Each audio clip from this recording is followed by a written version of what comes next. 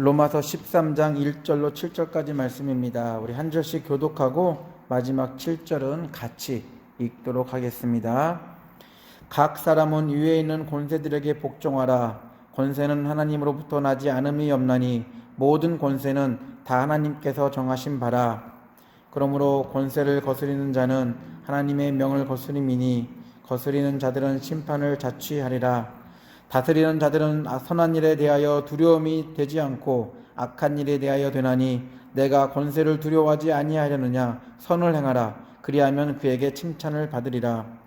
그는 하나님의 사역자가 되어 내게 선을 베푸는 그러나 내가 악한 일을 행하거든 두려워하라. 그가 공연히 칼을 가지지 아니하였으니 곧 하나님의 사역자가 되어 악을 행하는 자에게 진노하심을 따라 보응하는 자니라. 그러므로 복종하지 아니할 수 없으니 진노 때문이 할 것이 아니라 양심을 따라 할 것이라. 너희가 조세를 바치는 것도 이로 말미암음이라. 그들이 하나님의 일꾼이 되어 바로 이 일에 항상 힘쓰느니라.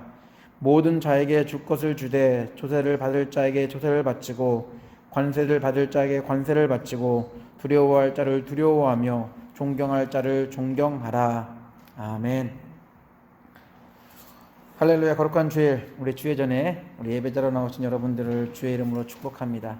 우리 일주일 동안 잘 지내셨죠? 다시 뵙게 돼서 너무나 반갑습니다. 저희들은 지금 로마서를 통해 특별히 바울이 강조하는 세상을 사는 그리스도인, 그러니까 우리 세상을 떠나서 사는 것이 아니라 세상 안에 살고 있는 그리스도인, 그 그리스도인의 생활 원리를 살펴보고 있습니다. 전체를 봐야 되겠지만 12장, 13장을 중심으로 해가지고 그리스도인의 생활 원리, 특별히 세상 속에 살고 있는 그리스도인의 생활 원리를 제가 좀 살펴보고 있고, 또 이 생활 원리를 우리 삶 속에서 적용하려고 오늘 말씀을 계속 보고 있습니다. 특별히 오늘은 그리스도인의 윤리, 우리 시리즈 4번째로 그리스도인이지만 세상 권력 앞에 어떠한 사람이 되어야 되는지, 어떠한 태도가 필요한지, 좀 더 결론적으로 얘기하자면 세상 권력 앞에 훌륭한 시민이 되는 것, 바로 그것이 그리스도인의 윤리라는 것을 오늘 말씀을 통해 나누고자 합니다. 계속 반복하지만 로마서, 그러면 잊지 말아야 될 표현이 있어요. 그것이 무엇이냐면 하나님의 자비하심으로 은혜를 입은 저희들. 잊지 말고 기억하겠다면 다른 어떤 걸 다 떠나서 하나님의 자비하심으로 은혜를 우리는 입었다. 그렇기 때문에 우리는 이제 그리스도인으로서 새로운 삶을 살게 된 자들이다. 이것을 꼭 우리가 기억해야 될 것 같습니다. 로마서를 전체를 요약하자면 바로 이거예요. 하나님의 자비하심으로 은혜를 입었기 때문에 이 세상을 살면서 하나님의 원하시는 모습으로 세상을 사는 그리스도인이 되어야 된다는 것. 이런 주제를 가지고 계속해서 말씀을 나누고 있습니다. 특별히 세상을 살지만 저희는 지금 예수님이 오셔서 우리를 십자가를 통해서 구원해 주신 그 은혜를 맛본, 하지만 다시 재림하실 그 예수 그리스도를 기다리는 그 중간 시대를 살고 있습니다.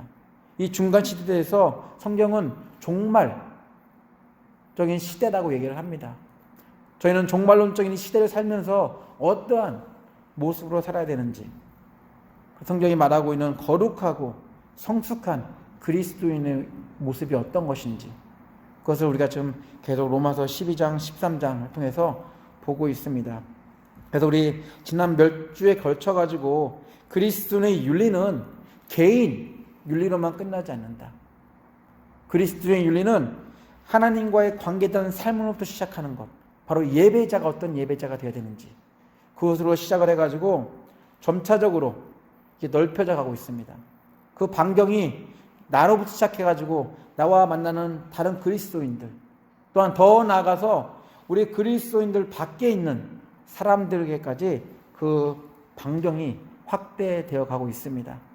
그렇기 때문에 이 윤리적인 모습들을 잘 우리가 알고 있어야지만 이런 상황 가운데 우리가 잘 적용할 수 있을 것이고, 또한 그런 그리스도인의 모습으로 살 수 있을 것입니다. 우리가 잘 알다시피 그리스도인의 윤리는 나의 경험, 나의 지식 이런 것들로 완성되어진 어떻게 보면 세상을 살아가는 처세술이 담긴 원리가 아니라는 사실. 세상에서 성공하고 세상에서 부자가 되고 세상에서 인정받는 명예를 가진 그런 처세술을 그리스도인의 윤리는 가리키고 있지 않습니다.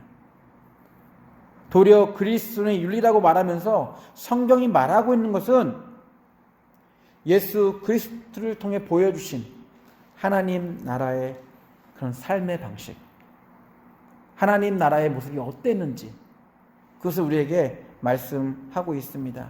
잘 알다시피 예수님은 하나님의 아들이셨음에도 불구하고 하나님의 사랑을 보여주시기 위해서 이 땅에 육신을 입고 오셨습니다. 그리고 우리처럼 이 세상을 사셨고 또한 우리를 위해서 십자가라는 죽음까지도 당하셨던, 그래서 하나님의 나라의 원칙이 무엇인지를 우리에게 제대로 보여주셨고 또한 그 원칙대로 몸소 실천하시면서 예수님은 사셨습니다. 이처럼 우리도 하나님의 자비하심으로, 그 하나님의 은혜로, 하나님의 국률하심으로 은혜를 입은 저희들 역시 예수 그리스도처럼 할 수는 없겠지만 작은 예수 그리스도가 되어서 세상 속에서 하나님 나라를 실천해야 되지 않을까. 참 쉽지 않은, 분명히 우리에게는 도전이 될 수 있을 것 같습니다. 왜냐하면 지금까지 살아왔던 생활 방식은 분명히 성경에서 말하고 있는 작은 예수 그리스도로 살아가는 모습과는 정 맞지 않는 그런 모습이거든요. 손해를 감수해야 되고요. 내가 아프더라도 조금 참아야 되는, 상대방을 배려하는, 상대방을 존중하는, 때로는 그 사람이 싫고 미운 사람일지라도 그 사람에 대해서 그런 모습으로 살아야 된다는 것. 참 쉽지 않은, 어떻게 우리 인생 가운데 큰 도전인 그런 질문일 것입니다. 그럼에도 불구하고 성경은 계속 우리에게 말씀하고 있는 것이 있다면 우리는 예수 그리스도로 말미암아 하나님의 사랑을 입게 된 그런 존재가 되었기 때문에 이 세상을 살면서 하나님의 나라를 실천하는, 하나님의 나라를 세워가는 그러한 존재로 살아야 된다는 것을 계속 말씀하고 있습니다. 우리 구약 시대를 보게 되면 제사라는 방법을 통해서, 이 제사는요 매일매일 했던 게 아니거든요. 특정한 시간을 정해놓고 장소에서 그런 하나님을 만나는 시간들을 가졌습니다.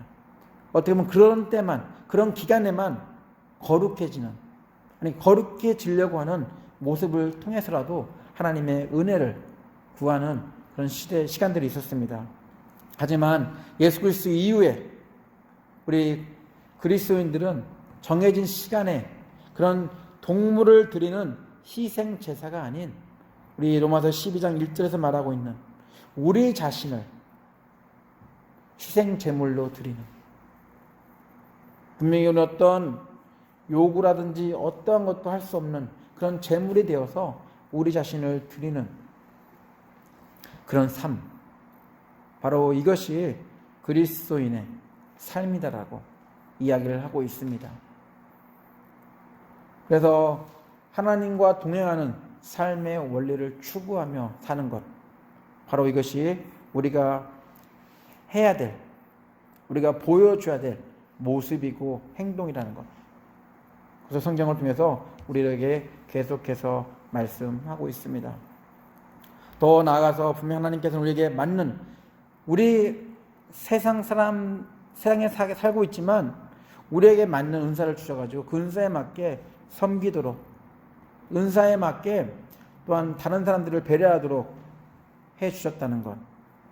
그래서 그것을 통해서 어떻게 보면 이게 우리에게 주신 은사를 통해서 개인의 신앙의 유익을 위해서도 분명히 계속해서 그 은사를 사용해야 되겠지만 더 나아가서 우리에게 주신 이 공동체라는, 이 공동체의 유익을 위해서 또 분명히 주셨다는 것을 그러니까 잊지 않는다면 분명히 우리에게 주는 은사를 통해서 그 자리에서 합당하게 또한 올바르게 그 은사를 사용함으로써 이 공동체를 건강하게 세워나갈 수 있을 것입니다. 바로 이것이 그리스도인의 윤리, 공동체 안에서, 특별히 신앙 공동체 안에서 우리가 행해야 될 그런 모습들이라고 분명히 말씀하고 있습니다. 그렇기 때문에 내 기준에 의해서 이 사람이 잘못했기 때문에 이 사람을 비판한 것보다는 그 사람의 심정이 되어서 그 사람으로서 어떻게 해준 것이 우리가 도와주는 것인지를 좀 돌아볼 수 있는, 배려할 수 있는 그런 모습들이 우리에게 필요하다는 것을 우리는 성경을 통해서 들었고 또 그걸 실천하는 저희들이 되어야 되지 않을까. 그 다음에는 우리가 그리스도인은 세상을 등지고 사는 것이 아니라 세상 안에 살고 있다는 것. 그렇기 때문에 우리는 많은 사람들을 만납니다. 가게를 하기 때문에 여러 종류의 손님들을 만나게 되고요. 또한 일을 하기 때문에 여러 종류의 사람들을 만나게 됩니다. 또 학교에서도 다민족, 다인종의 그런 친구들, 학생들을 만나게 됩니다. 그래서 우리 만나는 사람들을 보게 되면 때로는 참 이 사람은 예수만 믿었으면 참 더 좋을 텐데 라는 그런 아주 선량한, 아주 선한 사람들도 만날 때가 있어요. 하지만 교회 바깥에 있는 세상에 사는 사람들은 분명히 모두가 복음을 들어야 돼. 복음을 듣고 하나님의 은혜를 경험하게 될 사람들이라는 사실. 그렇기 때문에 우리가 어떠한 행동을 하고 어떠한 태도를 보이는 것에 따라서 그들의 삶이, 특별히 그들의 발걸음이 바뀔 수 있다라고 성경은 말씀하고 있습니다. 우리의 모습, 우리의 행실을 통해서 멸망과 저주를 향해 가고 있는 그의 발걸음이 다시 돌이킬 수 있다. 하나님의 은혜를 경험할 수 있고 하나님의 자비를 경험할 수 있는 그런 기회들을 얻게 될 수 있을 것이다라고. 그래서 우리 그리스도인의 삶이 얼마나 중요한지, 그리스도인의 모습이 얼마나 중요한지를 우리 바울은 우리 로마서를 통해서 우리에게 말씀하고 있습니다. 그래서 작은 예수 그리스도인의 삶, 그 삶을 통해 보여주는 태도와 행동, 분명히 이것들은 세상 사람들을 변화시키는 마중물이 될 것이라고 얘기하고 있습니다. 물을 퍼올리기 전에 이 마중물 역할은 참 중요하거든요. 이 마중물이 있을 때 이 물을 제대로 지하에서부터 끌어올릴 수가 있거든요. 이처럼 우리의 역할이 아주 작지만 마중물이 되어준다면 분명히 그들을 하나님의 은혜를, 하나님의 사랑을 경험할 수 있는 그런 기회들을 만나게 될 것이다라고 말씀하고 있습니다. 그래서 우리 마태복음 5장에 보면 이런 얘기가 있죠. 너의 빛이, 너의 행실, 너의 모든 모습들이 사람 앞에 비치게 하여 그들로 너의 착한 행실을 보고 하늘에 계신 너의 아버지께 영광을 돌리게 하라 라고 이렇게 우리에게 말씀하고 있습니다. 그래서 우리 그리스도인의 모습이 어떠한 모습을 살아야 되는지를 우리 개인부터 시작해가지고 우리 신앙 공동체 안에서 또한 신앙 공동체 밖에 있는 사람들과의 관계 가운데 어떻게 되는지를 계속해서 저희가 로마서 12장을 통해서 나누었습니다.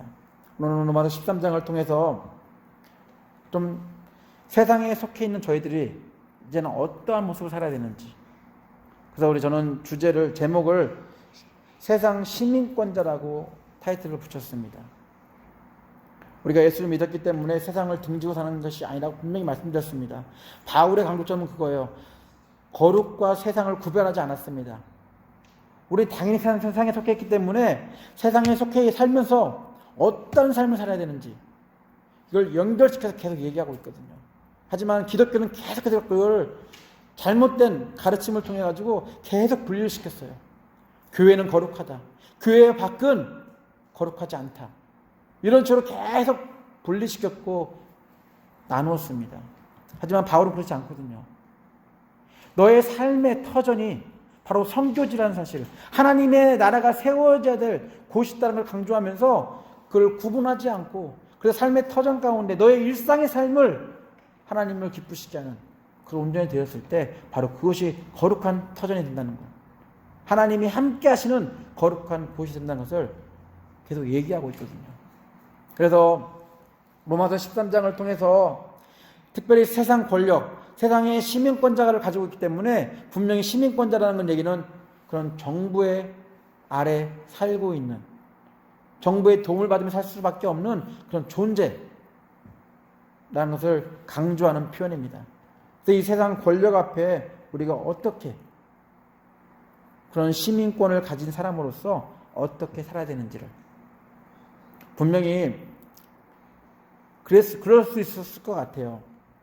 이 말씀을 나누면서 이제 육체는 잠깐이니까 세상에 관한 것들은 다 잊어버리고 주님 오시는 그날 기다리면서 우리끼리 모여서 우리의 공동체를 세워서 우리의 정부를 세워서 세상 정부와 대등한 그렇게 나라를 세워가지고 한번 해보자라고 얘기했을 수 있을 것 같기도 해요.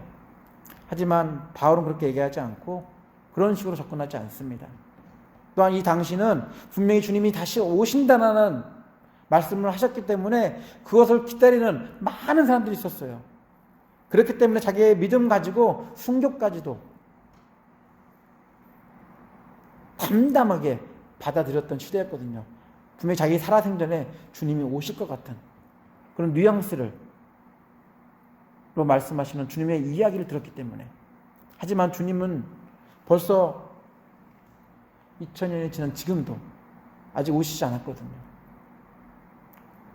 그래서 바울은 그런 식으로 접근하지 아니하고 비록 우리가 하늘나라의 시민권을 얻었지만 세상에 살고 있는 존재로서 어떻게 세상에서 살아야 되는지, 어떠한 모습이 그리스도인의 모습인지를 이야기하면서 그렇게 살아주기를 바울은 그런 그리스도인들에게 권면하고 있습니다.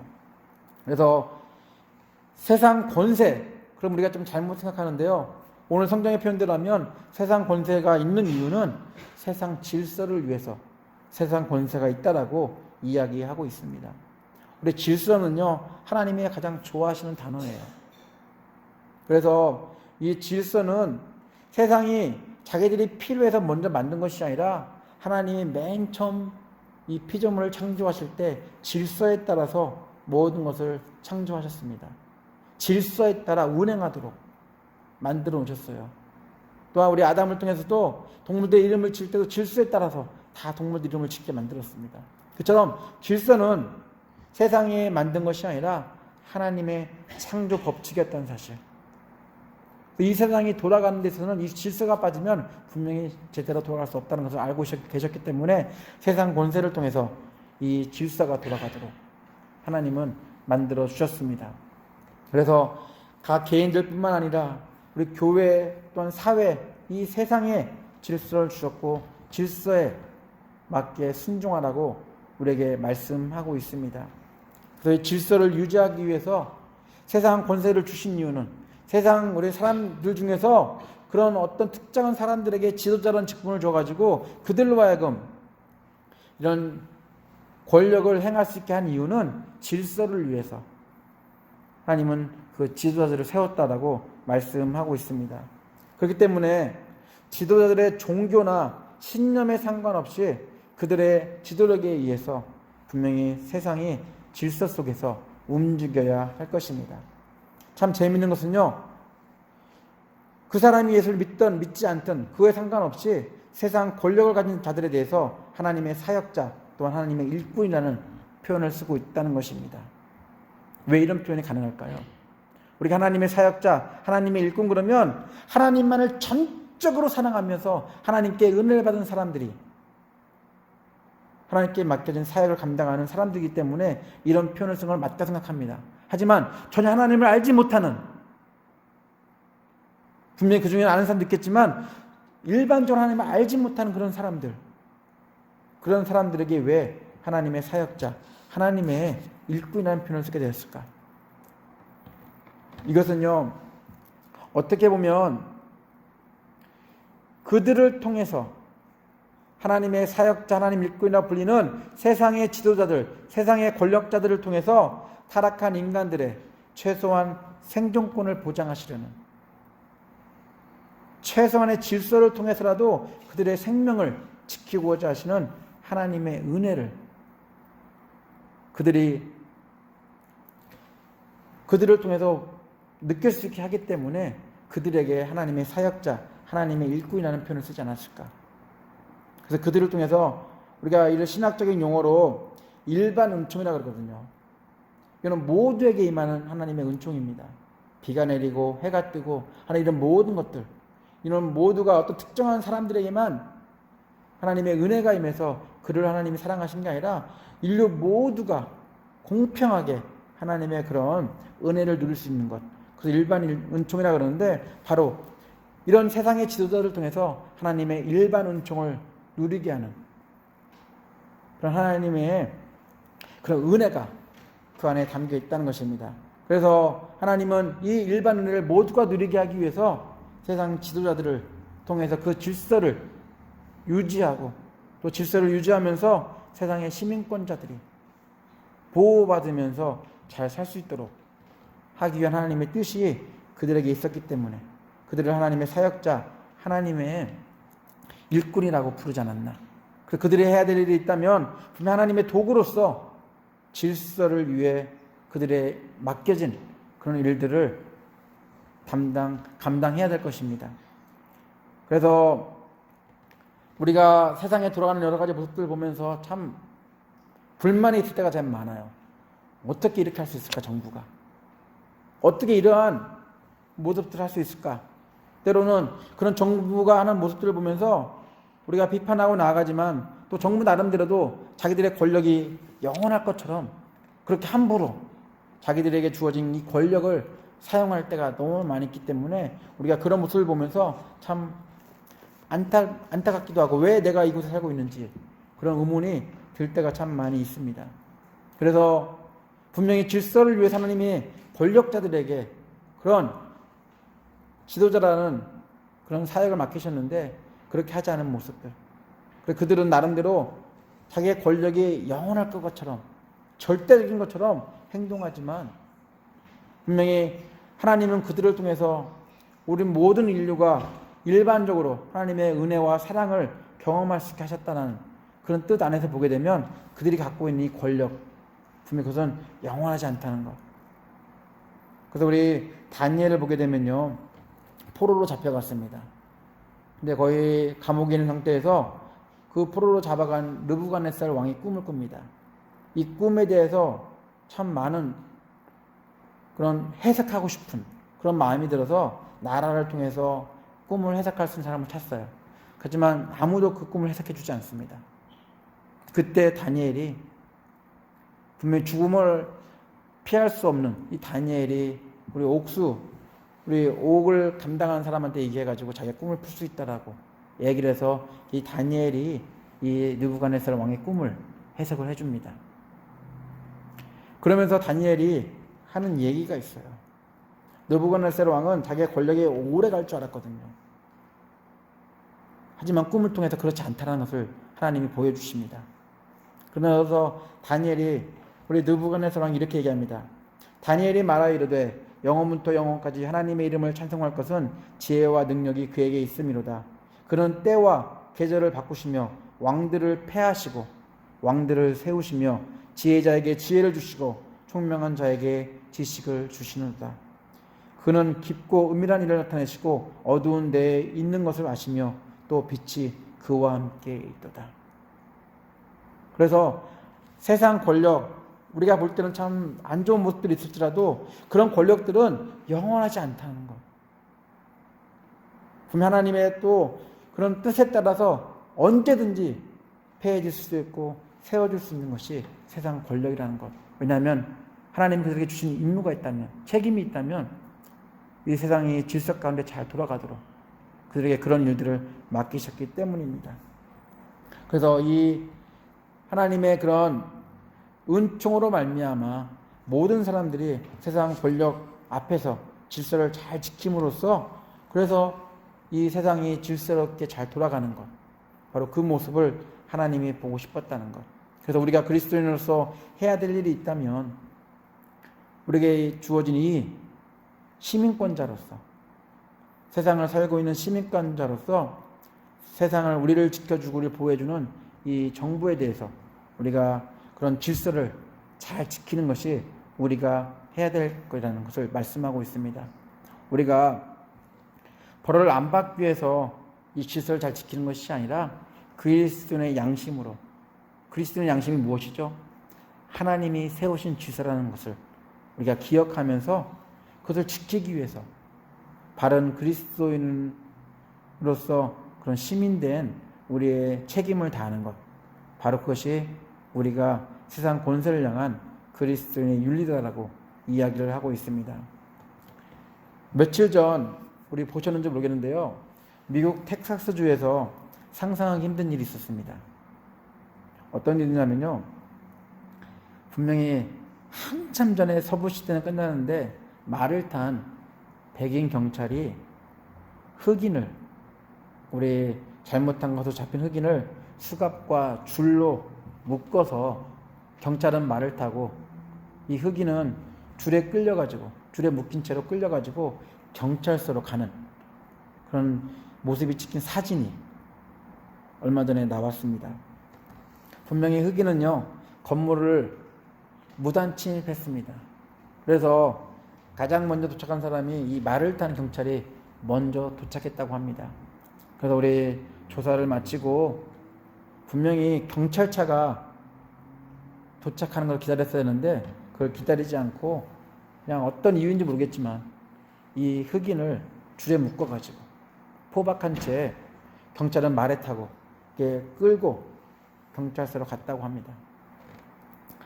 이 모습은요, 1800년대 미국 남부에서 어떻게 보면 흔하게 있었던 일이라고 합니다. 특별히 잘못하다 도망친 그 흑인들을 잡아가지고 이러한 모습으로 끌고 다녔다고 합니다.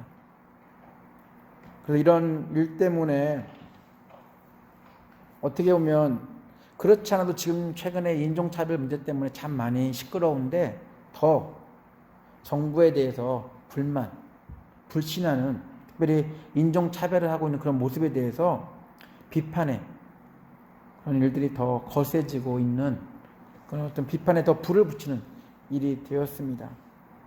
그래서 어떻게 보면 이런 정부의 부당함, 분명히 현재는 말도 안 되는 소리겠죠.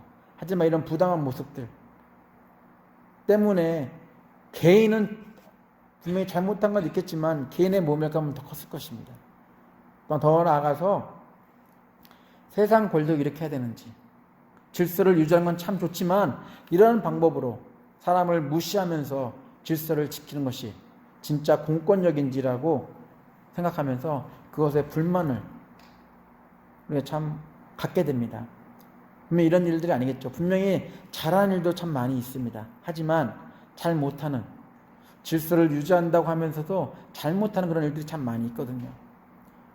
그런 모습들을 보면서 오늘 성경의 말씀처럼 이 권세들에게 순종하는 것이 맞는 것인지, 이렇게 부당한 일을 하고 있는데, 아니 하지 말아야 될 일들을 하고 있는데 우리가 세상 권력에 순종해야 되는지, 그런 모습에 대해서 오늘 말씀을 다시 한번 우리가 좀 고민을 해볼 필요가 있을 것 같습니다. 어떻게 보면은 참 모순처럼 들려요. 이렇게 한다는 자체가 참 말이 안 되는 것처럼 들립니다. 하지만 역사를 돌이켜보면요, 오늘 이 말씀을 가지고 잘못 적용했던 일들이 참 많이 있었어요. 우리나라만 해도요, 일제행포 때 일부 지도자들이, 특히 교회 지도자들이 이 본문을 가지고 권력에 면죄부를 주었습니다. 나치도 그랬죠. 여러 나라들이, 여러 민족들이 이 본문의 말씀을 가지고 정부의 부당함에도 불구하고 그 권력 앞에 순종하라는 그런 잘못된 메시지를 전달했습니다. 이것 때문에 참 많은 사람들이 희생을 했어요. 그럼에도 불구하고 많은 사람들이 이 희생 앞에서 굴복하지 않고 계속해서 그것이 잘못되었음을 전달했습니다. 그래서 오늘 본문이 우리에게 주는 말씀이 있다면 어떤 특정 상황에 관련되어서 우리에게 말씀하고 있는 게 아니에요. 일반적으로 하나님이 세상 권세를 세우신 이유는 질서를 유지하기 위해 세웠다. 그렇기 때문에 이 질서를 유지하는데 시민권자는 우리로서 할 일이 있다면 이 질서를 잘 지키는 것이 우리가 해야 된다는 일이라고 우리에게 오늘 성경 13장을 통해서 말씀하고 있다는 사실입니다. 분명히 순종하라는 얘기가 달랐던 얘기는요, 그렇지 않을 경우에는 우리가 다른 행동을 할 수 있다라는 그런 여지도 남겨놓은 표현입니다. 그래서 우리 역사를 돌이켜보면요, 이런 것들에 대해서 우리가 여러 가지 모양으로 그것이 잘못되었음을 표현했던, 분명히 목숨을 감수하면서까지 그랬던 시간들이 있었습니다. 하지만 오늘 본문에서 말하고 있는 것은, 특별히 그리스도인들에게 말하고 있는 것이 있다면, 어떤 특정한 상황이라든지 특정한 정치적인 그런 모습에 관련시키는 것을 말하고 있는 것이 아니라 일반적으로 하나님이 세우신 이 권세 앞에 순종하는 것은 하나님이 뜻하신 그 질서를 유지하기 위한 하나님의 그런 뜻이었다는 것을 우리 보러 기억하라고. 그렇기 때문에 우리가 해야 될 길이 있다면 그리스도인으로서 책임감 가지고 훌륭한 시민의 삶을 사는 것, 바로 이 모습이 우리에게 필요하다라고 말씀하고 있는 것입니다. 그래서 우리 잘 생각해 보세요. 우리 13장은요 엄청난 신앙 고백입니다. 왜냐하면요, 바울이 이 로마서를 쓸 당시만 해도 엄청난 박해가 있던 시대였거든요. 특별히 황제가 다스리던 시절, 그 어떤 것도 황제 위에 있을 수 없는, 있다고 말할 수 없는 그런 시대, 바울이 이 13장을 통해서 고백을 합니다. 황제 위에 또 신이 있다. 황제가 이걸 가만 놔두겠습니까? 그럼에도 불구하고 바울은 자기의 신앙을 굽히지 않고 분명하게 말씀을 합니다. 그래서 바울이 하고 싶은 얘기가 있다면, 그런 신앙 고백을 통해서 그 후 내 믿음의 사람들에게 하고 싶은 얘기가 있다면, 분명히 우리가 이런 세상의 정부 일들 때문에 어렵고 힘든 일을 당할지라도, 때로는 부당함을 당할지라도, 이 모든 것들은 하나님께서 모두에게 질서를 위해서 세우신 하나님의 뜻이 담긴 것이라는 것을 기억하고, 그 하나님의 그런 권세 주신 그 하나님의 뜻 앞에 순종하는 것이 우리가 해야 될 일이다라고 우리에게 말씀하고 있습니다. 그래서 분명히 참 쉽지 않은 적용 부분이 있을 것 같아요. 오늘 이 말씀을 읽으면서 때로는 정부의 하는 모습을 보면서 내가 세금을 바치는 것이 당연한 것인지, 또한 내가 이렇게 하는 것이 당연한 것인지 우리가 의심할 때가 참 많이 있지만, 우리 그러할지라도 오늘 성경을 통해서 우리가 하고 있는 말씀이 있다면, 어쨌든 우리는 세상에 속한 시민권자로서 우리가 해야 될, 최소한의 시민권자로서 해야 될 책임과 의무를 다하는 것이 분명히 하나님이 원하시는 그리스도인의 모습이다라고 우리에게 말씀하고 있습니다. 그래서 메시지 성경은요 13장 1절을 시작할 때 뭐라고 시작하냐면요, 훌륭한 시민이 되십시오. 그리스도인은 훌륭한 시민이 되어야 된다라고 얘기하고 있습니다. 훌륭한 시민은 책임을 가지고 자기의 의무를 다하는 그런 시민이 훌륭한 시민이다라고 우리에게 말씀하고 있습니다. 그래서 우리 생각하는 그런 기대에 못 미친다고 세상 권력을 무시하거나 순종하기보다는 불순종하며 항거하는 행동은 분명히 하나님의 뜻을 거스리는 행동이다라고 이야기하고 있습니다. 부당한 일에 대해서 목소리를 높이는 것은 필요하지만 무조건 불합리한 것을 수용하며 순종하는 것은 아니라는 것을 오늘 본문을 통해 우리가 기억해야 됩니다. 분명히 이것은 특정 상황이 아니라 일반적으로 우리에게 그런 세상 권세 앞에 어떻게 해야 되는지를 말씀하고 있기 때문입니다. 그래서 우리가 그리스도인이 된 이상 훌륭한 시민으로서 의무와 책임을 다하는 것, 바로 우리가 세상을 살면서 세상 시민권자로서 마땅히 해야 될 그리스도인의 모습이라는 것을 오늘 말씀을 통해서 우리가 기억하면 좋을 것 같습니다. 그래서 우리 그리스도인의 양심, 어떤 부당함을 당할까 봐 두려워한 것이 아니라 그리스도인의 양심 때문에 시민권자로서 책임을 다하는 그런 삶이 우리에게 필요하다는 것, 질서를 지키는 책임과 의무를 통해서 하나님의 주권을 인정하는, 하나님이 이 세상 위에 있음을 인정하는 저희들이 되어야 될 것 같습니다. 그래서 오늘 6절, 7절을 보게 되면 이런 얘기가 나와 있거든요. 6절, 7절을 보게 되면 조세 바치는 것, 또한 그리고 또 관세를 받을 자에 관세를 바치는 것, 또한 두려울 자를 두려워하며 존경할 자를 존경하는 것, 이 부분을 말씀하고 있는데 메시지 성경은 이렇게 표현하고 있습니다. 어떻게 표현하고 있냐면요, 여러분이 세금을 내는 이유도 바로 이것입니다. 질서가 유지되도록 하기 위해서입니다. 시민으로서 여러분의 의무를 다하십시오. 세금을 내고 청구서를 지불하고 지도자들을 존중하십시오. 바로 이것이 그리스도인으로서 해야 될 저희들의 의무라는 사실을 우리에게 계속해서 말씀하고 있다는 사실, 또 오늘 말씀을 기억하시면서 지금 돌아가는 여러 가지 세상의 모습들 보면 특별히 교회도 마찬가지인 것 같아요. 세상도 교회도 교회법과 세상법을 지키지 않고 질서를 무시하는, 어떻게 보면 하나님의 영광을 가리는 그런 현재의 모습 가운데 저희들이 살고 있습니다. 그럼에도 세상의 시민권자로서 세상의 질서를 지키기 위해서 책임과 의무를 다하는 훌륭한 그리스도인의 그런 삶을 실천한다면 하나님께 영광 돌리는 삶이 되지 않을까. 또 그렇게 하나님께 영광 돌리는 삶을 사시는 성도님들 되시기를 예수 이름으로 축원합니다. 같이 기도하겠습니다.